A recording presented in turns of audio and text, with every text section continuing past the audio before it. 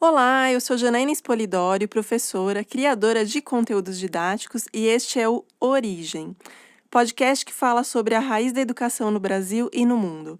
Espero que goste do conteúdo que criamos especialmente para você. E vem comigo! Origem. Brown, Pons, Tiger. Proelpsis, Origin, Yen. Origem, com Janaína Spolidório. Olá, ouvinte do podcast que fala sobre pedagogia e literatura no mesmo episódio. Estou aqui com minha cara Carol Cardenas para a gente falar de um novo livro para vocês e lembrando da importância do professor conhecer esse tipo de livro independentemente da faixa etária com a qual trabalha. Quanto mais nós lemos, mais nós conseguimos abrir as nossas mentes. Então, não é porque você trabalha com educação infantil ou Fundamental 1 que você não deve conhecer os clássicos também. Os clássicos, eles nos trazem uma outra visão da nossa vida e da nossa prática em sala de aula. Por isso que nós trazemos aqui no podcast. O livro de hoje é dos queridinhos da Carol, provavelmente, porque é um autor português. Embora seja um autor português difícil de ler, ele não é um autor fácil, que é o José Saramago. O Saramago, ele tem vários livros, inclusive ele tem livros que foram proibidos durante algum tempo, até no país de origem dele, né, que é Portugal. Mas ele tem um especial que a gente trouxe aqui para o podcast, que é o Ensaio sobre a Cegueira. Ele é um livro conhecido mundialmente, ele é traduzido para vários idiomas, e ele é um livro que sempre estará atual, independentemente do século, provavelmente. Porque ele traz uma reflexão. Então, a gente vai começar com a primeira parte, que é o Origem, o ensaio. Como a gente tem ensaio sobre a cegueira, a gente vai falar um pouquinho sobre ensaio. Bom, o ensaio, para quem não conhece, é um gênero textual, então já começa daqui, entrando na sua vida pedagógica, e nem todo mundo conhece esse tipo de gênero. Sempre que vocês ouvirem falar de ensaio, é uma obra de reflexão que versa sobre determinado tema sem a pretensão de esgotar esse tema. Então, a intenção do Saramago ao escrever um ensaio sobre a cegueira é dar uma opinião sobre algo, que na realidade é a cegueira que nós vivemos diariamente. Então, ele está avaliando a situação que nós vivemos em relação às outras pessoas, em relação ao se importar com o próximo. Ele foi escrito de uma forma bem diferente, que a gente vai falar mais à frente. Ele não é escrito convencionalmente. E ele recebeu até um prêmio por causa desse livro em especial, né? O Saramago, a Carol vai falar um pouquinho sobre ele. Então, eu espero que vocês tenham entendido o que é um ensaio, que não é ensaio teatral, gente, porque é diferente, é um ensaio literário, né? E daí agora eu vou deixar vocês um pouquinho com a Carol para ela contar um pouquinho sobre o Saramago, que ele não teve uma vida muito fácil, vocês vão achar bem interessante, né, Carol? Oi, gente, tudo bem? Estamos aqui de novo, mais um podcast literário. A gente, antes de começar a gravar, estava conversando que esse podcast é um respiro pra gente também, né? É uma forma de aliviar, vamos chamar assim, os dias que estão corridos, tensos, difíceis. E eu acho que acredito que esse livro cabe muito bem aos nossos dias. A gente vai falar sobre ele, sobre a história do livro, muito atual, diga-se de passagem. Eu acredito que o livro só foi escrito dessa forma e ele só toca a gente dessa forma, não só pela escrita diferente que Saramago tinha, não só pela forma com que ele traz o leitor para perto dele como narrador, para perto da história, para dentro da história mesmo. Mas a gente lê sobre Saramago e ele mesmo diz, né? Há muitas entrevistas com ele e há muitos blogs que falam sobre ele. Ele foi realmente uma figura muito importante, é uma figura muito importante na literatura. E ele teve uma infância e uma adolescência muito difícil. Por motivo econômico, a família dele era pobre mesmo, eles tinham muita dificuldade, como a maioria das famílias, né, que nós temos no mundo, não só no Brasil. Ainda assim, com toda essa dificuldade, ele se tornou esse escritor maravilhoso e conhecido. A gente é fã. Ele era muito curioso e ele estudava bastante sobre a natureza humana, como as coisas acontecem dentro de nós. E por causa disso, dessa curiosidade dele, ele tinha dentro de si uma esperança de que as coisas poderiam ser melhores E realmente a gente pode ver que para ele as coisas mudaram. De onde ele veio e onde ele foi parar, essa esperança fez sentido, né? Moveu ele e levou ele até onde levou.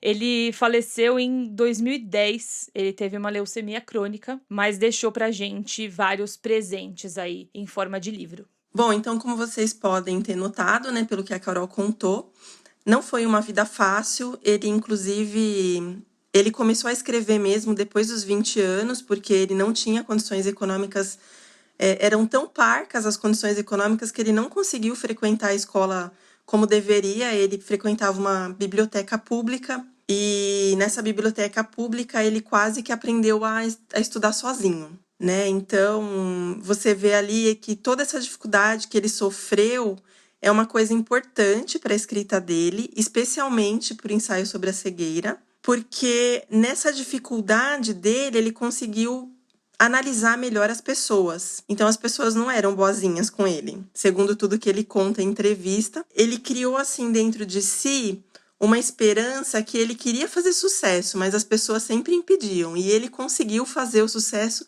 embora as pessoas não o incentivassem, né? Então, a gente tem aí uma questão que muitas pessoas, às vezes, querem fazer as coisas e tem aquelas que impedem. Isso daí era uma constante na vida do Saramago. E ele, assim, é uma prova viva de que se você persistir, você consegue.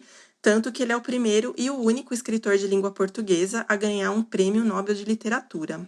O ensaio sobre a cegueira, eu vou falar um pouquinho sobre ele agora, né? Porque é um ensaio e a gente já vai chegar na cegueira. Mas a história em si, ela retrata uma cegueira branca. Isso mesmo, uma cegueira branca. Isso significa que é uma cegueira que não existe, ele criou para o livro, e ela se espalha numa cidade, atinge um número gigante de pessoas, e daí ela causa um colapso social. E várias pessoas têm que começar a viver de uma forma fora do comum. Vocês conhecem essa história? Que chega uma coisa na cidade, e daí todo mundo tem que se adaptar a uma nova forma de vida.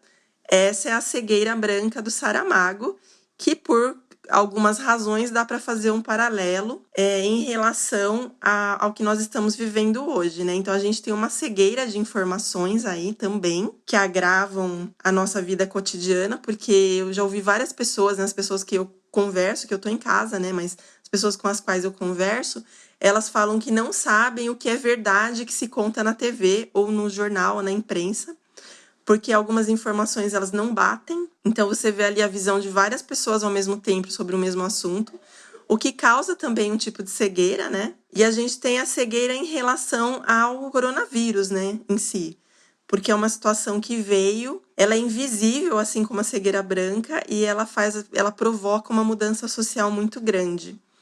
Então, ali no Saramago, a gente tem um paralelo em relação ao coronavírus que nós estamos vivendo agora, né, Carol? Eles também foram colocados em isolamento. No livro, conforme as pessoas iam ficando cegas, eu fui pensando, Jana, a gente não pode dar muitos spoilers dos livros, né? Porque senão elas não vão ler os livros, né?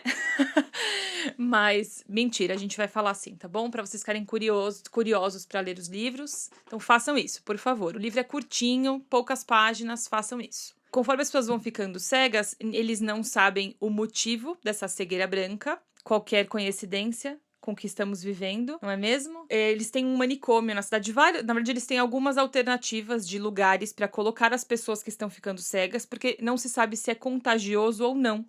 As pessoas estão ficando cegas, simplesmente. Acontece alguns casos de pessoas cegas terem contato com outras que mais tarde ficam cegas também. E por isso eles colocam essas pessoas em isolamento social dentro de um desses lugares que eles escolhem, que é um antigo manicômio. Nesse lugar, nós vamos falar sobre isso mais pra frente, eles começam a aprender a viver essa nova vida. Agora isolados com pessoas que eles não sabem quem são, num lugar que eles não sabem como é, e aí se a gente pensar na dificuldade disso, né, se pra gente é difícil ficar dentro de casa, você imagina você ser tirado da sua casa e conviver com pessoas que você não sabe que e você não tá vendo o que tá acontecendo, né, você tá ouvindo falar. E acho que a gente acaba passando por isso hoje em dia. A gente ouve muitas coisas e a gente tem que viver com o que a gente tá ouvindo, sem saber o que é real, quais são os números reais, o que é real, o que não é, como é que funciona, como é que pega, como é que não pega, se não pega. E a gente pensa nisso, né, Jana? Acho que a gente acaba... Foi impossível ler ensaio sobre a cegueira e não refletir sobre a nossa situação atual. É complicado, não é mesmo, Jana? Realmente é complicado e é interessante porque no caso do Saramago, se a gente pensar que ele nasceu em 1922, ele tem uma certa experiência com isolamento, porque ele tendo nascido em 1922, primeiro que ele deve ter tido pessoas na família ou deve ter ouvido sobre a gripe espanhola, que é o que as pessoas falam atualmente sobre um grande isolamento que teve no século passado. E, além disso, ele participou de coisas trágicas, como a Segunda Guerra Mundial. Então, provavelmente, por ele estar na Europa, ele deve ter sofrido consequências de isolamentos, mesmo que parcial, em algumas... Tudo bem que ele podia sair de casa, mas já pensou se sair de casa no meio de uma guerra? Então, ele viveu situações intensas, né, que talvez tenham dado para ele a experiência que ele precisasse para escrever um livro dessa profundidade. E que, na verdade, ele falando sobre a natureza humana, ele torna o livro sempre atual, né? Embora tenha sido um livro de 95, é um livro que, se você lê hoje, você consegue tranquilamente falar que isso tem tudo a ver com o que a gente está vivendo. E ele traz você para dentro do livro, né? Você consegue se ver na situação. É impressionante mesmo. Eu acho que a gente pode fazer um outro paralelo aqui. A pandemia, ela não é algo bom, obviamente, né? Não tem como a gente pensar, tem um lado bom disso. Não tem. Mas é inevitável a gente pensar que ela nos obrigou a ter mudanças, principalmente na educação, na escola, no lidar com o aluno, no lidar com o professor, no dia a dia, da educação mesmo. Ela trouxe essa obrigação. Agora a gente não tem escolha, né? A gente tá há 4 meses, né, sem aula. E olha quanta coisa mudou. Eu não acho que isso foi de todo ruim. E eu quero ouvir isso de você, na verdade, porque você é professora, né, de sala de aula, já foi professora de sala de aula, já teve escola, já passou por todas as áreas da escola. Eu queria que você falasse um pouco pra gente sobre essas mudanças que eu acredito que são positivas, sim. Boa parte delas é positiva, mas também tem aquelas que dá aquela dorzinha no coração, sabe? Que você fala, e agora, José, como é que a gente faz? As mudanças na escola, elas tiveram que acontecer, né? Infelizmente, nós tivemos o problema com o coronavírus, que praticamente parou a vida no mundo inteiro. Até os países que retornaram com aulas, muitos deles acabaram voltando atrás. Então, eu tenho notícias de países que colocaram aula e na semana seguinte tiveram que suspender porque aumentaram os casos, né? A criança é um transmissor, né? Que geralmente é assintomático. Daí a gente tem aí uma mudança, inclusive, de comportamento na escola. Em relação quando a gente voltar à higiene, né? Que embora a gente tenha, né, aquela hora da escovação, lavar as mãozinhas, a gente não pensa em higiene depois, com os maiores, por exemplo. Então, você supõe que aquela criança maior, ela saiba se higienizar sozinha. E a gente viu que não é bem assim, né? Quem tem filho aí tá vivendo... Imagina se você colocar seu filho na rua, se ele vai saber tudo que tem que fazer de protocolo de segurança. Que o Arthur ainda não saiu, né? Mas eu creio que, assim, vai ter que ensinar, sabe? Faça isso, coisa repetitiva mesmo. E eu acho que a escola vai ter que assumir esse papel, pelo menos no começo, né? Uma preocupação com a parte de saúde. E também tem a questão tecnológica, né? Porque a tecnologia, ela é uma ferramenta muito útil. E muitas escolas não percebiam isso. Nós temos uma série de recursos online que eles são gratuitos. E isso não era aproveitado pela escola. E é engraçado porque as escolas, muitas delas até querem mudar. E daí eu acho engraçado porque as pessoas, elas investem exatamente onde não deveriam. Então, primeiro você investe no maquinário. Então eu vou colocar uma sala de aula Google na minha escola. Tudo bem, daí você vai lá e coloca para o pai que tem a sala de aula Google. A pergunta é, você que está me ouvindo, se a sua escola tem sala Google, alguma vez você teve formação pedagógica ou utilizou o formato de aula Sprint, por exemplo? Se você não usou a aula Sprint, você não tem uma sala de aula Google funcional, porque assim a essência do Google é a formação Sprint dentro de sala de aula. Então são coisas assim que eu quero chegar na formação do professor. Não adianta você querer colocar tecnologia na sua escola, você vai ficar no ensaio mesmo, porque você vai colocar a tecnologia e aquilo vai ser um ensaio eterno que o professor não vai aceitar. Você primeiro precisa formar o seu professor para que ele chegue no ponto de ter a necessidade de ter aquela tecnologia, para só então você investir nisso. Então, as escolas elas fazem o contrário. Elas primeiro investem na parte financeira, para depois investir na parte de formação. E o que acontece com isso? Qual que é o grande problema? Você não cria uma aceitação prévia. Você não tem, assim, um profissional preparado para aquilo, você impõe. E essa imposição é uma coisa muito ruim. Você vê, assim, que atualmente a gente vive uma imposição de necessidade de adaptação. Nem todo mundo abraçou a causa. E por isso a gente tem também vários problemas em relação à educação. O professor ele é obrigado a abraçar a tecnologia, ou ele é obrigado a fazer uma adaptação das atividades, lembrando que tem várias escolas que estão os pais buscando, né, na aula, na escola, as atividades. E você tem que fazer ali um planejamento extenso para, tipo, 1 mês de aula, 15 dias, que é uma coisa que você não ia fazer, então é uma outra coisa que teria que mudar, porque a gente planeja para o dia seguinte.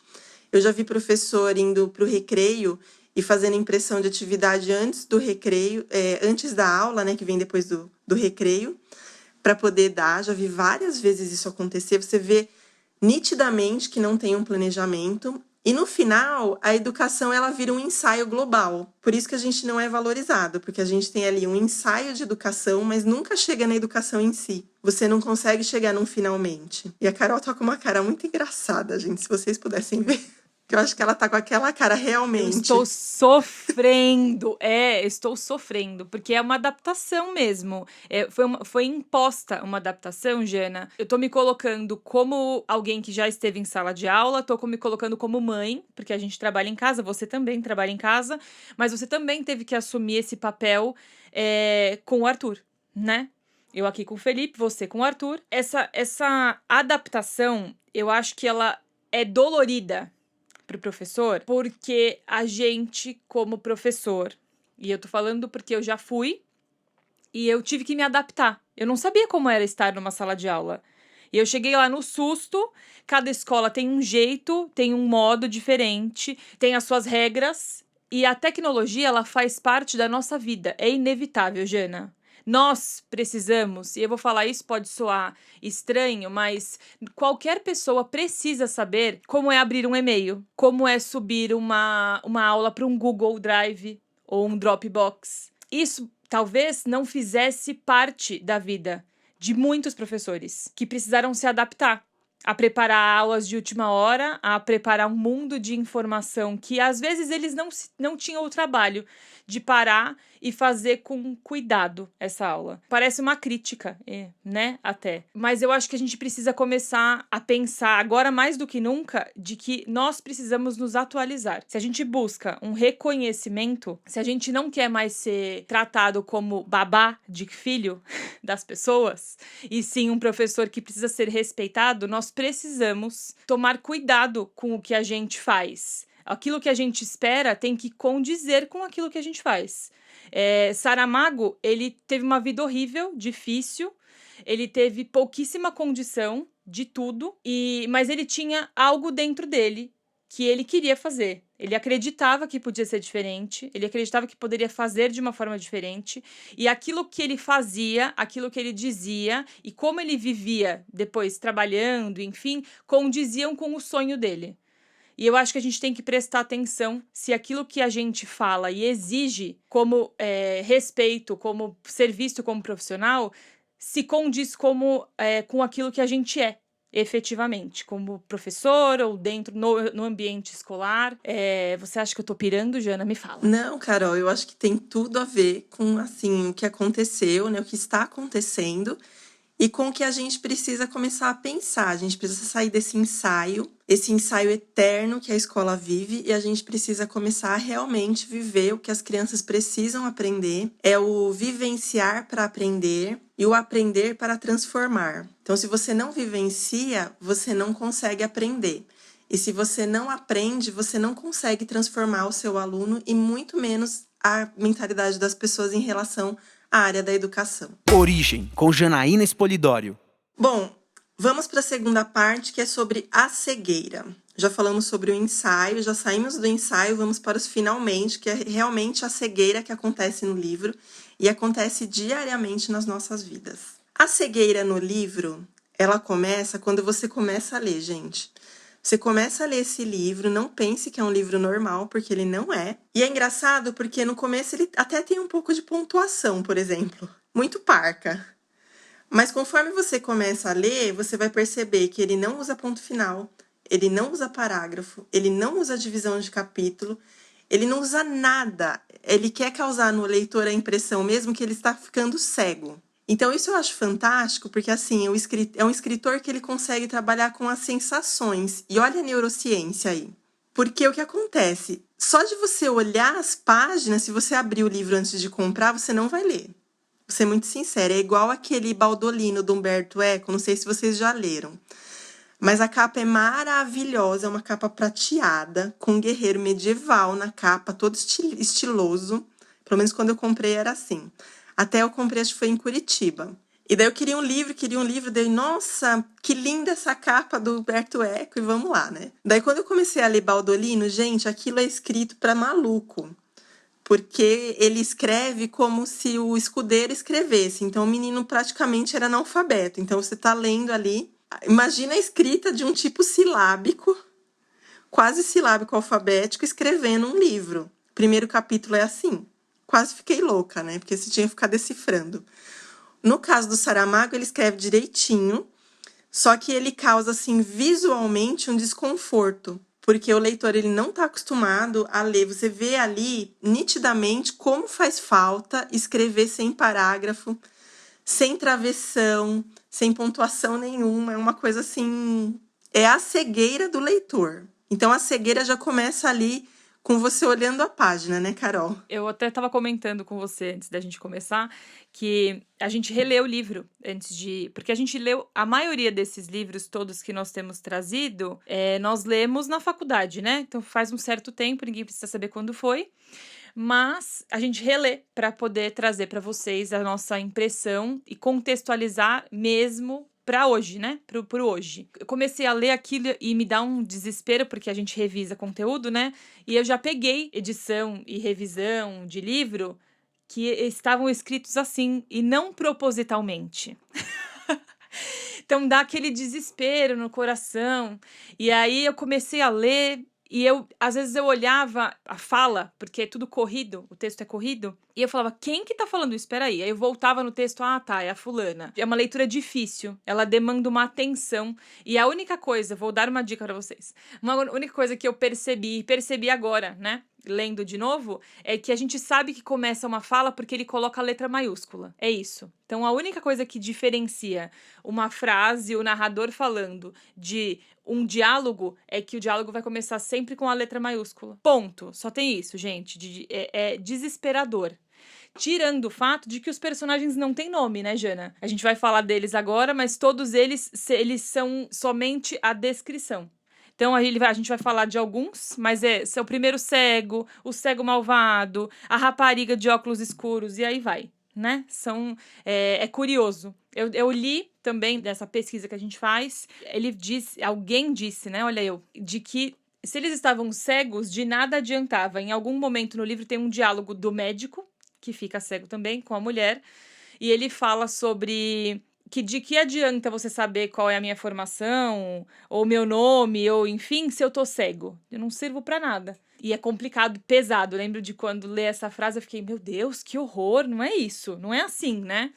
Mas achei interessante essa abordagem dele, que no fim das contas é tratar as pessoas cegas no livro. Elas são tratadas assim, elas são tiradas da sociedade, porque realmente elas são só o cego número 1, 2, 3, 4, 5, são só cegos, pouco importa nome ou quem são. Realmente, e a Carol falando sobre o médico, né, que importa ele ser médico, né, porque ele estava cego, é uma coisa muito pesada, mas na verdade, o que importa ele ser médico se ele não se importar com o paciente, por exemplo? Ou o que importa você ser um professor se você não se importar com o que o seu aluno precisa? Então não adianta ele ser algo sem contribuir com o que ele sabe. É muito difícil essa questão e é engraçado porque entre a página 30 e 35, alguma coisa assim, que eu não tô com o livro aqui em mãos, que a gente tá com o roteiro, né? Mas o livro tá lá na estante. Ele tem uma frase mais ou menos assim, que a visão ou a cegueira é uma coisa privada da pessoa, porque ou você nasce, ela brota em você. Então, é entre você e você mesmo. Só que durante o livro, ele prova que isso é o contrário. A cegueira, na verdade, ela é social. Então, você fica cego para fatos e para valores. Durante o livro, você percebe muito claramente isso. E como a Carol falou, os personagens, eles não têm nome, não precisa ter nome. Não tem essa necessidade. Então, a gente tem lá o primeiro cego. É engraçado que o primeiro cego, ele fica cego, ele tem a cegueira branca, ele vê uma nuvem branca, né, como ele diz. Enquanto ele está no trânsito, em um dia de plena luz, de repente, a pessoa fica cega. Então, o primeiro cego é esse. E o interessante é que o primeiro cego, ele tem uma esposa que é a única que não fica cega ali, né, entre os principais, digamos assim, durante a história inteira. E daí ela, preocupada, leva, né, no oftalmologista, ou a pessoa lá, o primeiro cego. E lá, o oftalmologista fica muito preocupado, porque ele nunca tinha visto uma cegueira branca. Daí, o que ele faz? Ele passa na frente dos outros, porque, afinal de contas, é um caso de urgência. E daí tinha pessoas lá na sala de espera que estavam esperando há muito tempo. A mãe de um menino, ela não ficou sensibilizada com a urgência e ela começou a reclamar. E embora, assim, todos os pacientes ali, eles concordassem com a mulher, eles também não insistiram, porque eles tinham medo de ser punidos pelo doutor, pelo oftalmologista. Porque e se eles fazem isso e depois o médico não tem a sensibilidade de atender eles como deveria? Porque eles não tiveram empatia em relação ao caso do paciente que estava com a cegueira branca, né? Então, é uma coisa bem interessante, porque ali a gente tem uma noção de limite. Então, a gente tem um limite de o quanto a gente tem empatia e não tem, e a gente tem um limite de qual é a sua noção de urgência e qual é a minha. Isso cria um distanciamento entre as pessoas, porque nem sempre o que eu acho, a outra pessoa vai achar.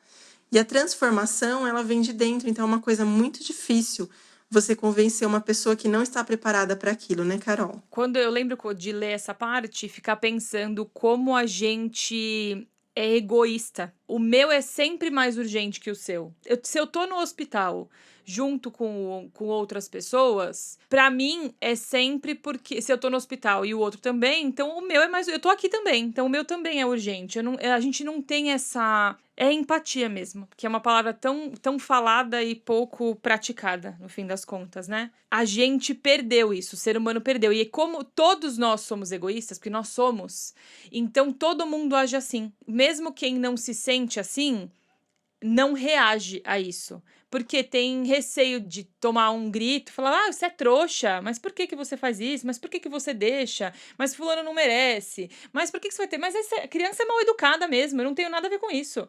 Se o pai e a mãe não cuidam, eu não tenho nada a ver com isso. Se o pai e a mãe não educam, por que eu vou ter que ficar aturando? Essa coisa da empatia, da falta de empatia, ela tá enraizada na gente. E a gente acaba levando isso para as nossas relações, é inevitável. E o que eu acho que me preocupa, talvez, quando a gente fala de escola e de sala de aula, é que a gente passou a olhar assim para os nossos alunos também. A gente não tem empatia com eles. A gente não tem essa preocupação de olhar além daquilo. Ele é grosseiro, ele é mal educado, ele é respondão, ele é, enfim. E é muito mais fácil a gente dar não aguento essa criança, não quero, reclama, enfim, do que tentar entender o que tá acontecendo. É falta de empatia mesmo, é tipo, eu quero me livrar disso. É mais importante a minha urgência é mais importante de ficar em paz e tocar as coisas do que vamos tentar resolver isso aqui, porque resolver isso aqui pode ser a solução da sala toda. Eu já tive um aluno que era, o problema todo era ele. A minha sala ficava um caos por causa de uma criança só, até a gente entender o que estava acontecendo. Não é possível, não tem como uma só criar todo esse caos. Ele conseguia criar. Me desestabilizava a sala, até a gente entender o que estava acontecendo e tratar o problema. Mas é difícil ter essa postura. Mesmo, de olhar, de ter essa empatia, a palavra é empatia, com tudo, Jana, acho que não é só nas nossas relações de de fora da escola. Na escola, acho que isso é ainda mais gritante. Essa questão da empatia é uma coisa que se fala, e muitas vezes as pessoas, elas concordam, elas acham lindo, mas ninguém usa, né? É aquela cegueira, assim, que, eu adoro empatia, vou trabalhar com os meus alunos, mas muitas vezes a pessoa em si não tem a empatia. Ou o coordenador pede para fazer isso, mas ele mesmo não tem empatia com os professores. Ou o diretor pede isso e daí acontece a mesma coisa. E também o contrário. Às vezes o professor, ele não tem empatia para com o trabalho do coordenador e do diretor. Então é uma coisa assim bem de relação humana. E uma outra coisa assim interessante, que vai aparecer agora com o próximo personagem, que é o transeunte. Transeunte, para quem não lembra, né, porque é uma palavra que a gente usa com pouca frequência em português, é um andante, alguém que estava andando ali na rua, né? Não deixa muito clara a situação dessa pessoa, assim, no livro, mas é importante que ele é alguém que estava passando. E ele ajuda o primeiro cego a voltar para casa. Então, quando você vê ali a pessoa, né? Nossa, olha que legal.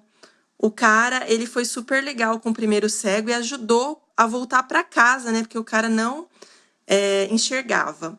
Mas acontece, o que ele fez? Ele se aproveitou que a pessoa estava cega para roubar o carro dele. Então, deixou ele em casa, mas o carro foi embora junto. Então, é interessante porque o Saramago, ele não tem pressa em julgar o transeunte. Então, você vê ali a situação recortada primeiro, né? Porque você fala, nossa, que bacana, né, a atitude da pessoa. E depois você vê que não era bem aquilo, ele tinha um segundo interesse. Então, é bem o interesseiro, né? É tipo aquele professor que não quer fazer e quer pegar o seu trabalho. A gente sabe que tem, gente. Sabemos que isso existe. Eu já passei várias vezes por isso. E é engraçado porque eles começam a te cobrar, né? Uma vez eu já tinha blog e a gente tinha reunião de HTPC em dias separados. Eu e minha colega, né, de série ali.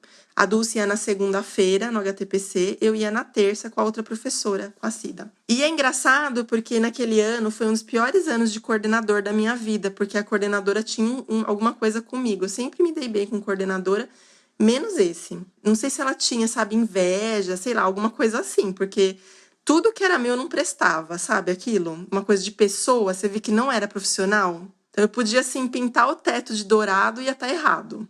Eu também já passei por isso, não pense que eu não passei, porque eu já passei por cada uma que vocês nem imaginam. E daí é engraçado, porque na reunião da segunda-feira eu já tinha o blog.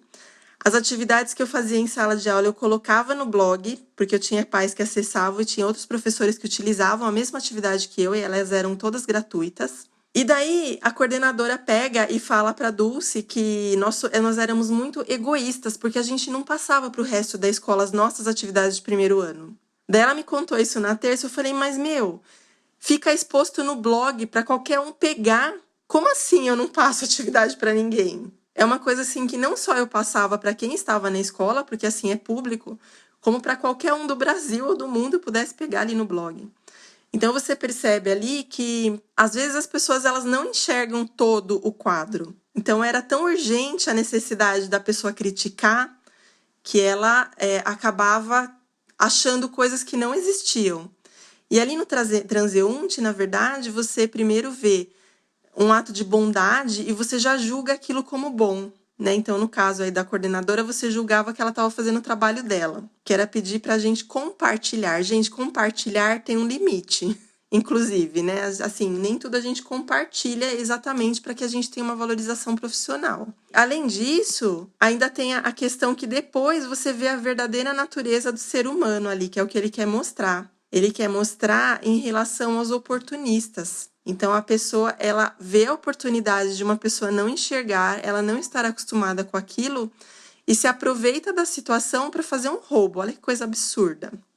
Bom, daí a gente tem a rapariga dos óculos escuros, que é um caso interessante, porque embora, e esse embora é importante, ela seja uma prostituta, que é um preconceito assim social de muitas pessoas, a pessoa ser prostituta, o narrador, que é o Saramago, ele é muito generoso com ela para julgar, porque ele fala que, na verdade, ela é prostituta porque ela vive de acordo com a condição que foi imposta pela vida. E a gente sabe aí, pelo que foi contado antes no podcast, que o Saramago também teve uma vida difícil, então nem sempre a pessoa tem esperança, né, gente? Às vezes a pessoa, ela se entrega àquela situação. Então, ele considera que aquilo é uma coisa que inevitavelmente ia acontecer e é meramente a profissão da pessoa, né? E tem uma parte interessante dela ali no local que eles ficam, né? Porque ela também é infectada, em relação ao transeunte. E daí a Carol vai explicar para vocês o que acontece, que é bem simpática a coisa. Na verdade, ela tá com conjuntivite quando ela vai lá no doutor. E ela fica cega durante um programa que ela tá fazendo. Então, quando ela vai parar lá no manicômio junto com os outros cegos, ela tá perfumada, né? Bonita, linda, maravilhosa, mas todo mundo tá cego. A gente sabe disso, eu sei, gente. E o transeunte tá atrás, eles vão em fila pro banheiro, porque tem um menino. Lembra do menino que tá lá no consultório com a mãe, e a mãe fica louca porque o doutor passa o primeiro cego na frente? Então, aquele menininho lá, o que era estrábico, ele chama ele de menino estrábico, ele também fica cego. A mãe não, então ele é retirado da mãe pelo governo e levado para esse manicômio, junto com os outros cegos. E quem cuida dele, quem assume esse papel maternal é a rapariga de óculos escuros. Então, ela que tá sempre do lado, sempre de mão dada, e ele pede pra ir ao banheiro. Então, ela pega ele pela mão e eles vão em fila, decidem ir todos juntos, porque aí todo mundo já sabe onde é o banheiro, no fim das contas. Então, eles estão na fila, o menininho na frente, pelo que é mais ou menos como ele descreve, ela tá atrás do menino, e atrás dela tá o transeunte, que encoxa ela, porque ele descreve assim no livro, que ele pega ela pela nuca com uma mão, e com a outra mão ele toca ela, e ela fica revoltada. E ela dá um coice nele, ela tá de salto, ela dá um coice no transeunte, e o salto dela fininho faz um buraco na perna dele. Ele fica com essa ferida, se esvai em sangue. Não vou contar o que acontece, porque a gente vai contar mais pra frente. Mas enfim, ele fica com essa ferida na perna, e ele vai ficar um tempão com essa ferida na perna, até que ele tenta fugir pra conseguir remédios. E todo mundo que tentava fugir do manicômio morria. Então ele tem um fim muito trágico, o transeunte. Ele aparece muito pouco, até a página 60 no máximo, que é quando ele tenta fugir e ele é alvejado de tiros, porque eles disseram que ele não podia sair de lá.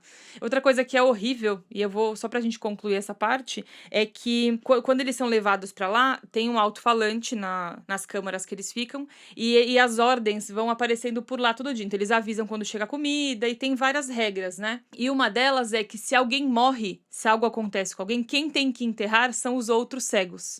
Então eles precisam cavar uma cova e enterrar. E é o que acontece quando o transeunte morre. São eles que enterram. Então, você pensa, né? Que situação, além de tudo, você tem que cavar uma cova num lugar que você não sabe nem onde você tá. E foi um fim trágico para o transeunte. Bom, então a gente tem toda essa situação com essas pessoas sem identidade, como vocês repararam. E elas são levadas para aquele manicômio, que a gente já comentou com vocês também. E ali fica um monte de gente. Uma coisa interessante que nós não comentamos, que acho que acabou esquecendo, né? Porque é muito personagem, assim, sem identidade na coisa. A esposa do primeiro cego, o que acontece? Ela não deveria estar no manicômio. É interessante porque ela é a única que enxerga e é a única que tem, assim, uma situação de ações conscientes. Se você for pensar bem no que ela faz durante o livro. Ela finge estar cega para poder acompanhar o marido até o manicômio. E lá dentro, ela finge continuar cega quando ela precisa para ela poder continuar ali com as pessoas. Então, ela é como se fosse a luz no fim do túnel. É bem interessante porque ela é, assim, realmente a única que tem a consciência de tudo. E daí, o manicômio tem uma outra questão interessante, porque as pessoas ficam ali um longo período, né, assim, do livro, no caso da vida delas, vivendo numa escuridão branca, porque a cegueira é branca, ela não é uma cegueira comum. E nesse lugar, a gente fica um período muito longo de tempo. O mesmo que acontece, inclusive, quando a gente tem a nossa vida na escola, né, Carol? Eu ia te perguntar isso, Jana. Sim, nós passamos muito tempo na escola. E aí, com tudo isso que a gente falou sobre egoísmo, sobre a essência ruim do ser humano, você já deve ter presenciado muita coisa complicada na escola, né? Você lembra de alguma coisa muito absurda? De qualquer pessoa, diretor, coordenador, professor, enfim, que tenha feito algo que tenha aflorado esse lado dele mais egoísta, que tenha feito alguma coisa muito horrível para se destacar? Você já falou aí sobre copiar material, sobre usar coisas que não são suas, mas você se lembra de alguma história muito absurda? Bom, eu lembro de um monte de histórias absurdas, porque, assim, 21 anos em sala de aula realmente não é um período curto. É uma vivência grande que eu tive, de várias fases, aliás, porque eu lecionei, né, desde infantil até cursinho, então ali são muitas histórias. Uma história interessante que eu achei, foi uma coisa que me marcou muito, e é interessante porque tem algumas pessoas que são emotivas, né? Então eu não sou uma pessoa muito emotiva, a Carol está aí para realmente falar que eu não sou emotiva. Mas tem uma situação que me faz chorar, que é a raiva. Então, se tem uma emoção que me faz chorar, é a raiva. Não é, assim, tristeza. Não me lembro, assim, de uma vez que eu tenha chorado por tristeza mesmo, em relação a alguma coisa. Tem pessoas que choram por tudo, né? Assim, são muito emotivas. Não é o meu caso. Nesse caso, foi muito marcante porque foi uma situação de raiva que eu vivi. Nós estávamos na escola pública, né? Era da prefeitura. Eu de manhã tinha um primeiro ano, que eu tive muitos primeiros anos, e à tarde tinha 2 professoras de primeiro ano. Então eu não tinha com quem conversar de manhã sobre o primeiro ano. E daí tem aquelas mostras culturais, feiras, sei lá, alguma coisa assim, e era da Copa do Mundo. Daí as professoras da tarde, elas se queixavam todo o HTPC, que elas estavam com poucas coisas para fazer na mostra, que a sala delas ia ficar muito ruim, porque o país delas não estava ajudando. E é engraçado porque uma delas, inclusive, pegou os Estados Unidos, que é um país que nem é tão difícil assim, né, gente, fazer. O meu era a França. E daí eu fiquei, sabe, eu tenho o péssimo hábito de ser empática em excesso com algumas situações. E daí eu não queria que... E também ingênua, né? Porque tem umas partes nossas que às vezes são ingênuas em excesso. Tem aquela que se aproveita e aquela que é ingênua. Nessa situação eu fui a ingênua. O que eu fiz? Eu fui tão empática que eu trouxe várias coisas que eu tinha, assim, tipo taco de beisebol com bola, sabe? Que representavam os Estados Unidos para essa professora. E a minha mostra, né? A decoração da minha sala, eu diminuí. Porque eu não queria que a minha se sobressaísse. Olha que coisa louca. E daí, assim, eu fiz uma decoração mediana, né? Quando eu entro na sala das professoras da tarde, eu tive um choque. Aquilo tinha decoração até o teto de bicho de pelúcia representando a Disney. Tinha uma seção de esportes que eu não sei de onde elas tiraram tanta coisa além do meu negócio de taco de beisebol. E elas duas todas sorridentes em relação à decoração que, olhando aquilo, a minha parecia que tinha saído, sabe, do lixo. Que eu tinha colocado ali uma seçãozinha com os livros em francês para ver a língua, tinha feito uma decoração tipo da bandeira, as cores, né, uma coisa assim bem simples. Mas eu entrei assim em um choque de raiva tão grande que eu fui pro banheiro chorar, mas de raiva mesmo, que a diretora foi me resgatar. Depois dessa vez, eu nunca mais fiquei pensando o que o outro ia fazer, sabe? Até chega a ser um egoísmo, mas depois do que eu passei, eu até ajudava os outros, mas eu fazia o que eu achava que tinha que fazer. Então, às vezes, acontece de ficar em algumas situações que você acha que está ajudando, mas na verdade a outra pessoa ela tá tirando proveito seu. Porque ninguém me contou, né, que ia ter uma parede de bicho de pelúcia, por exemplo, que quando você entra você tem um choque, né, de tão chamativo que é a coisa. E daí você vê aquela situação de longos períodos que você tenta ser empático com algumas pessoas e a pessoa é uma traição, né? Porque você tá dando ali atividades para elas, né, para poder entrar no mesmo ritmo, você tá sendo empático, traz coisa e no final a pessoa te trai. Numa mostra cultural que os pais vão fazer uma comparação entre o seu trabalho e das outras turmas, que é uma coisa que foge. Isso calha com a segunda pergunta que eu tinha separado para você, Jana. Bom, eu ia fazer uma afirmação desnecessária, porque ela é real, fato, a Jana acabou de falar, que o ambiente escolar é um ambiente de muita disputa, né? Entre os professores, entre a direção, entre coordenadores, entre alunos, entre tudo, infelizmente, né? A gente acaba meio que promovendo também essa disputa dentro da escola. E aí eu ia te perguntar, assim, por que você acha que isso acontece, Jana, dentro da escola? Você acha que isso é uma coisa administrativa? Isso é algo que está enraizado na educação? Você acha que isso tem a ver só com a gente? Porque no fim das contas, se a gente pensar que se a gente fizer isso tudo junto, se você pensa, se essas suas queridas colegas maravilhosas tivessem dito, poxa, Jana, obrigada, a gente pensou em fazer assim, assim, assim, e a sua sala tivesse com a decoração que você queria fazer, linda, maravilhosa, assim como as dela, não seria tão mais legal para os pais terem a experiência de chegar e olharem a escola e falar, olha a qualidade do que foi feito aqui? Ao invés de se preocupar com o seu, vou fazer o meu aqui lindão e dane-se o outro. Desculpa pelo dane-se o outro, mas infelizmente é assim que a gente sabe que funciona. Não seria muito mais legal? Não faria muito mais sentido se isso fosse feito no coletivo? Que situação complicada, né? Por quê? Você acha que é nosso? Você acha que isso tá na educação, tá enraizado na educação? Você acha que isso é culpa nossa? Você acha que tem alguma coisa que a gente pode fazer? Que eu já engato na pergunta que eu faria seguinte, porque acaba que é um ambiente meio que tóxico, né? Eu li outro dia num blog, foi em algum desses grandes, falando sobre o aumento do número de professores que começaram a fazer terapia, enfim.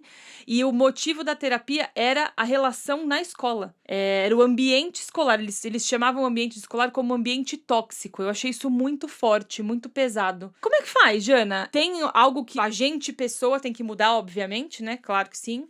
Mas a escola pode fazer para que esse ambiente seja melhor? Você acha que a gente promove isso? Acaba que a escola promove essa disputa? Deixa ela mais aflorada? O ambiente da escola nem sempre é sadio, né? Eu já vivi anos de ambiente bem sadio, mas também já vivi anos bem tóxicos. Na verdade, os mais tóxicos que eu vivi foram o primeiro ano meu na prefeitura e o último. Então, parece que eu abri e fechei. Graças a Deus que minha turma do último ano, ela era maravilhosa e do primeiro também.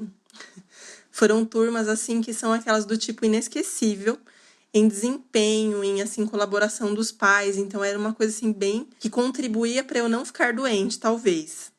Né? Porque a gente sabe que isso acaba virando, somático, né? Acaba contribuindo para você ter algum tipo de doença. Mas esse ambiente, ele pode ser tóxico se você não cuidar dele. Não é uma coisa assim que é totalmente administrável, porque muitas vezes você tem aquele professor que ele é assim e ponto, ele não quer mudar. Para ele tá sendo o máximo. E o que eu falei antes de compartilhar é engraçado, porque às vezes a pessoa, ela se dá uma de boazinha, que ela tá, eu tô compartilhando, não sei o quê. Só que, na verdade, ela compartilha sem o senso de comunidade escolar em si. Então, quando você tem o senso de comunidade, é que eu acho que se torna mais humano e mais sadio o local. Quando você se importa com outro, é uma questão de empatia mesmo. Assim como acontecia lá no manicômio, de assim, eles brigavam por tudo lá, sabe? Se ia comer, eles brigavam, se tinha remédio, eles brigavam, então tinha até a gangue, né? Os cegos malvados, né? Os cegos malvados nada mais eram do que essas pessoas que não se importam, que elas se importam menos, que elas querem se impor. E daí a gente sabe que cada pessoa se impõe de um jeito, né? Tem aquela que se impõe sendo a legalzinha, só que a gente vê que ela não é realmente a legalzinha, até eu tenho várias histórias sobre isso. Na escola da prefeitura tinha uma professora à tarde que ela era super simpática mesmo. Sabe aquela professora que ela dá aula e ponto? É sempre daquele jeito? Então, é assim. E daí ela se sobressaía tanto no legalzinha dela que ninguém notava esse rasinho dela na parte pedagógica. E o mais interessante é que, assim, quando tinha algum problema na escola, a diretora me chamava, porque eu tenho um problema sério para falar mentira, eu não consigo. Então, eu acho que essa parte da ingenuidade, né? Eu não consigo contar mentira, gente. Assim, eu posso até contar de outro jeito, assim, que seja mais a menos, mas eu não vou contar a mentira pra pessoa. E daí acho que a diretora, ela se aproveitava disso, sabe? E quando eu saí, a minha cunhada ficou na escola, ela entrou no ano seguinte, na sala de informática. E daí eu descobri uma coisa interessante, que ela chamava duas pessoas sempre, eu e essa pessoa, que era legalzinha. E daí o que acontecia? Ela via a versão da legalzinha e depois ela batia com a minha versão, porque ela sabia que eu não ia mentir. Eu não sei qual o objetivo disso tudo, entendeu? Mas assim, eu acho legal a diretora querer ver várias versões, né, de um mesmo fato. Geralmente era algum problema que acontecia que afetava a escola. né? Algum tititi entre professor, né? Você ficou sabendo o que aconteceu com não sei quem? Então ela tinha que averiguar para ela poder resolver o problema. E o jeito de fazer isso era chamando eu e ela. Daí é interessante porque a minha cunhada, ela sofreu com essa professora, porque o que acontece? A professora chegava e ela não queria dar aula de informática. Daí minha cunhada, mas você não quer que eu faça não sei o quê para as crianças poderem se aprofundar? Ah, não, deixa eles fazendo joguinho. E daí quando ela foi cobrada pela diretora em relação ao conteúdo, ela falou que minha cunhada que não dava nada. Então você vê assim que ela tinha uma distorção da coisa a favor dela, né? Então eu acho isso um fato muito tóxico. Eu acho que isso deveria ser visto. Eu nem sabia, né, que isso acontecia. Eu fiquei sabendo depois que eu saí da escola. Mesmo porque, como ela era uma professora da tarde, eu não tinha contato, assim, direto. Ela dava algumas aulas de manhã, mas era de 4º ano, então não tinha uma relação, assim. Eu era sempre 1º, 2º, 3º ano. Mas essa toxicidade, ela é muito frequente, não só nesse fato que eu tô contando, mas em vários outros. Então, certamente, você que está ouvindo a gente deve ter passado por uma situação em que o valor humano ele se torna tóxico ali, porque alguém quer levar vantagem de algum jeito, ou porque alguém quer se sobressair. Nunca eu estou te ajudando, eu estou te ajudando porque eu quero alguma coisa em troca. Isso é uma coisa que eu nunca concordei na escola e talvez seja uma das coisas pelas quais eu decidi escrever para a imprensa, eu decidi partir para a parte de fazer materiais e eu decidi fazer esse tipo de podcast, que é onde a gente conta a verdade, sem censura, que no começo a gente falava como que era a Jana, tipo, sem censura, porque, assim, como eu sou professora, né, da área de educação, a gente tem um papel a cumprir ali, uma colocação, né, então tem algumas coisas que eu não posso fazer para não incentivar a prática de outros professores para fazer isso, porque, assim, como se fosse uma referência. O mesmo acontece na escola, você tem que ser uma referência eterna ali dentro. Então, nada legal, por exemplo, quando você coloca no seu Facebook a sua foto bêbada para todos os pais dos alunos verem. Não é nada interessante fazer isso, por exemplo, porque eu já vi acontecer algumas vezes e depois os pais comentando no portão. Ai, você viu, a professora estava caindo de bêbada no barzinho da esquina. Então você tem uma reputação ali a zelar, sabe? Mesmo que seja sua vida pessoal, as pessoas vão julgar. Então, quando você é um profissional, você tem que pensar em todo tipo de coisa relacionada a isso, para não se tornar um ambiente tóxico, tanto em relação aos professores quanto aos pais, como eu dei esse exemplo agora. Porque os pais não vão ser bonzinhos com você, dependendo do que eles verem. Origem, com Janaína Espolidório. Bom, a gente já falou sobre o ensaio, falamos sobre a cegueira, e agora a gente vai falar sobre a parte mais importante de tudo isso, que é a esperança.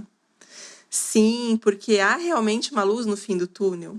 Vocês se lembram da mulher? Aquela mulher que é a única mulher que ela enxerga ali em todo aquele caos. E ela, mesmo em contato com os cegos ali no manicômio, tudo, contato direto, ela não fica cega, gente. Durante a narrativa, ela é a pessoa que enxerga. Ela é o que move a humanidade desde sempre. Ela representa a esperança. Então é como se fosse algum ditado que nós temos, que eu não vou lembrar inteiro, que, gente, eu sou péssima de ditado, mas é que em terra de cego, não. Em terra de cego, quem tem um olho só é rei. Ela é a rainha, porque assim ela enxerga tudo ali. Ela enxerga quem tem a má intenção, e mesmo com tudo aquilo, ela permanece ali na esperança.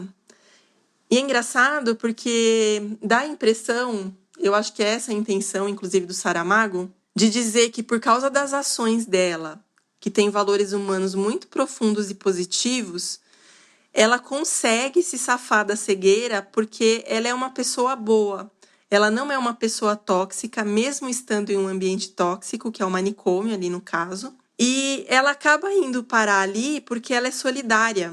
Então você vê aquela comunidade que eu falei antes, que não é o compartilhar, é o ser parte da comunidade. Quando você é parte da comunidade, você contribui de outras formas. Você contribui com ações, com valores humanos. Você contribui com o seu exemplo. Então, a parte mais forte para um ambiente não ser tóxico não é o que você fala, é o que você faz. Na verdade, quando ela é levada, ela faz essa simulação para ela poder acompanhar um ente querido ali naquela situação de desespero. Como que ele ia ficar lá cego sem ter ninguém para amparar ele? Então, você vê ali o espírito de solidariedade muito forte. nessa mulher. O interessante dela é que quando você pensa na situação do manicômio sem a presença de alguém que enxerga, porque ela cuida de todos, ela tá sempre vendo o que tá acontecendo. Então, quando eles chegam ao manicômio, ela vai dar uma volta para ver onde é o quê, ver onde é banheiro, cozinha. Quando as comidas param de chegar, né, para eles, há um momento em que eles brigam por comida, ela vai andar. E ela descobre que, por exemplo, eles recebem comida, mas eles guardam, eles estão dando aos poucos as comidas pro pessoal. Então, a importância dela tá lá, porque ela fez todo mundo manter a calma durante todo o tempo. O fato dela enxergar o que estava acontecendo fazia com que ela cuidasse das pessoas, do transeunte antes de morrer. Quem cuidou da ferida foi ela. Rapariga de óculos escuros, a mesma coisa. Ela também sempre cuidou de olho no menino. No comecinho, no primeiro dia deles no manicômio, que o menino pede pra ir ao banheiro, tem uma confusão, que é o machucado do transeunte, e o menino faz xixi na roupa. E aí todo mundo, que eu sinto cheiro de urina, nananã. Ela tá vendo o que tá acontecendo. E ela começa a guiar pelo caminho certo pro banheiro, para que eles cheguem mais rápido lá. Como é importante, é impossível a gente olhar aquela mulher, porque sem ela lá, o transeunte talvez tivesse morrido antes e muitas outras coisas piores teriam acontecido, inclusive com o marido dela e com ela também, se ela não tivesse ido para lá. No comecinho do livro o Saramago fala que é inevitável a mulher de um médico com o tempo, não se tornar meio médica, né? Porque ela aprende muita coisa com o andar da carruagem, do casamento. Ela ouve muito, ela aprende muita coisa. Ela foi esse respiro, essa esperança naquele lugar. Não tem como a gente ler e não ponderar e não pensar em não avaliar como nós somos no ambiente escolar. É o que você falou, Jana. Ela tá no meio da cegueira. Eles diziam que a cegueira era contagiosa, né? Que existiam pessoas que tinham tinham contaminado com a cegueira. Ela estava no meio de sei lá quantos milhões de cegos lá e ela não ficou. É possível estar no meio de um monte de fofoqueiros e não ser fofoqueiro. É possível estar no meio de pessoas egoístas e você não ser egoísta. E a gente precisa trazer essa mulher do médico que existe dentro de nós, essa esperança de eu não preciso ser assim, eu não posso ser assim. Eu acho que a gente precisa avaliar como nós somos nos nossos ambientes. É muito complicado, eu sei, eu não tô dizendo que, nossa, mas aí eu fico vendo a pessoa me fazer mal, eu vou ficar quieto. Não é isso. Não é agir da mesma forma que alguém fazer a coisa errada como todo mundo faz de você exatamente como ele. Tô sendo muito dura, Jana? Me conta. Não, Carol, é exatamente isso. E é engraçado que, como você falou, né, não é porque a gente está num ambiente tóxico que nós precisamos ser tóxicos também, que é aquela coisa do exemplo. Você tem que se manter ali firme. Então, essa é a esperança tanto das pessoas nas escolas quanto da educação em geral. Então, quando você quer que algo seja valorizado, você demonstra como aquilo deve ser valorizado. E é interessante que lembra aquela coordenadora super trágica que eu tive no meu último ano? Que eu contei aqui no começo, né, do podcast, ela, assim, deixou a minha vida um inferno, né? Assim, eu fazia planejamento, estava errado. A gente começou com aula de musicalização para as crianças, para desenvolver a alfabetização nelas. Então, eu tinha um segundo intuito, era uma aula diferente. Tinha criança que ia doente, com gripe, para a escola, porque não queria perder esse dia de aula. Ela tirou, porque era eu que estava fazendo. Então, eram umas coisas, assim, bem difíceis. E é interessante porque, como era meu último ano nessa escola e também na prefeitura, fiquei, acho que, em torno de 8 anos nessa escola. Mas eu sempre tive uma relação boa com todos os coordenadores. Inclusive, eu chegava a ajudar eles quando as outras professoras eram resistentes. Então, a professora falava mal, eu falava, não, mas olha, você tem que ver o lado do coordenador, né? Ele tá aqui recente, a gente precisa explicar como que a gente faz o trabalho. Então, ele tá pegando no pé porque ele quer entender como que você trabalha. Então, eu mostrava uma outra visão.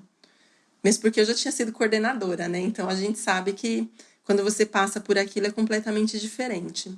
Mas no final do ano, a diretora me chamou com a coordenadora, a outra, né, coordenadora, e falou que eu não estava, que estava acontecendo, que eu não estava tendo uma boa relação e eu estava dificultando o trabalho da coordenadora, porque ela adorava a coordenadora, que ela fazia coisas que as outras não faziam, né? E daí eu virei para ela e falei exatamente assim. Em todos os quase 10 anos que você me conhece, quando eu dificultei a vida de algum coordenador? Daí ela levou um choque, porque ela não tinha pensado nisso. Ela estava tão envolvida nesse problema que a coordenadora devia estar falando mal de mim o ano inteiro, que ela não levou em consideração que eu nunca fui assim. Que a questão não estava em mim, estava assim em como eu era tratada. Então, assim, o planejamento estava sempre ruim, fui rebelde, porque teve uma semana que eu nem entreguei, porque assim, eu já não sabia mais, eu comecei a entregar assim, isso está certo, não sei o quê, sabe, com flechinhas assim no planejamento.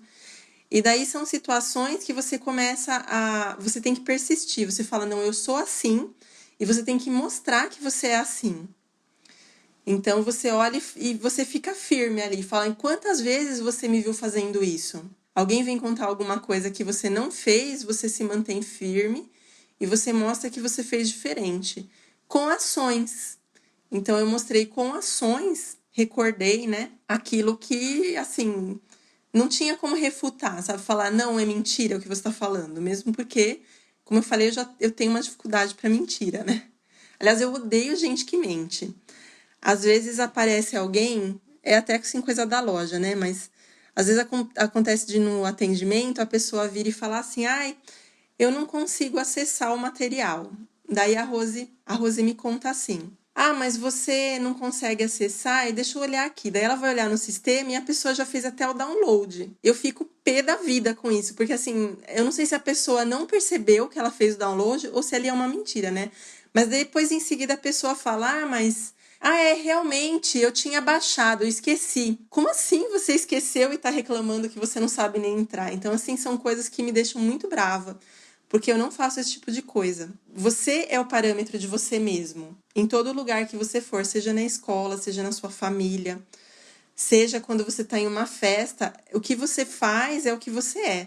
Não é o que você fala, que é o que você é. Então, o mínimo que a gente pode fazer para ter esperança é ter essa postura mais consciente e pensar se realmente é isso que as pessoas esperam, né? Que elas precisam que você faça ali naquele lugar para que todos possam viver bem em comunidade. E eu acho que é essa a esperança. Tem alguma coisa mais a falar, Carol? Eu acho que é exatamente isso, Jana. É a gente ter consciência de quem nós somos, do que nós queremos e o que nós queremos passar para as pessoas. Isso precisa condizer com o que a gente é e com o que a gente faz, independente do ambiente que nós estamos. Ser esperança mesmo, sabe? Ser o diferente para o aluno, para a escola, e isso vai fazer com que a nossa vida seja mais leve, as nossas relações dentro e fora da escola sejam mais leves e a vida seja mais leve, realmente mais leve, porque é ruim você carregar esse peso de querer se encaixar em algo que você não é.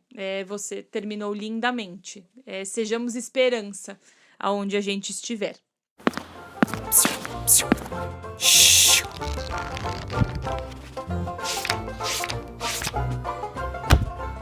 A graça da traça. Saramago era filho de camponeses sem terra, segundo ele mesmo. Só aos 13 anos, ele e a família conseguiram viver em uma casa e apenas aos 19 anos conseguiu comprar o seu primeiro livro. Seu primeiro emprego foi de serralheiro mecânico e, mesmo assim, aos 25 anos conseguiu publicar seu primeiro livro, Terra do Pecado, em 1947, no mesmo ano de nascimento de sua única filha. A graça da traça.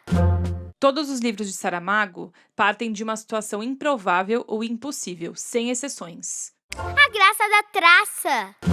Saramago tinha um estilo único de escrita que conseguia criar uma cumplicidade com o leitor como narrador. Tinha uma maneira peculiar de pontuar as frases.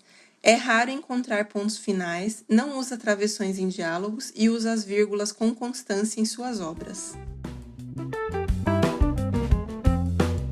Bom, então, espero que vocês tenham gostado do podcast de hoje. Embora seja um autor mais denso, acho que vale a pena refletir sobre tudo que ele nos traz nessa obra, especialmente nessa obra Ensaio sobre a Cegueira, que é uma obra sempre atual, como eu falei. Vocês podem nos seguir no Instagram. Meu Instagram é @JanaínaSpolidório. E o meu é a Carol Cardenas. Então, vocês podem nos seguir no Instagram, o meu Instagram mais sobre a parte pedagógica, agora a gente tem um pouquinho de literário, e o da Carol muito legal, porque ela trata várias questões de língua portuguesa, que eu acho que vocês vão gostar bastante. Esperamos vocês na próxima, que o livro ainda é uma surpresa mesmo para nós estamos escolhendo ainda, né? Às vezes a gente tem o livro já pronto, mas dessa vez a gente queria uma leitura um pouco mais leve, porque o Saramago foi bem pesado, como a gente falou. Mas eu acho que vocês vão gostar bastante da escolha, que a gente já tá entre alguns títulos bem interessantes, que inclusive vocês conhecem bem, né, Carol? Isso mesmo. Ouçam, compartilhem e esperem a gente no próximo. Vocês vão se surpreender como nesse. Um beijo, gente. Obrigada. Orihe. Brown. Pons. Tiger. Proelpsis. Origin. Yen. Origem, com Janaína Espolidório.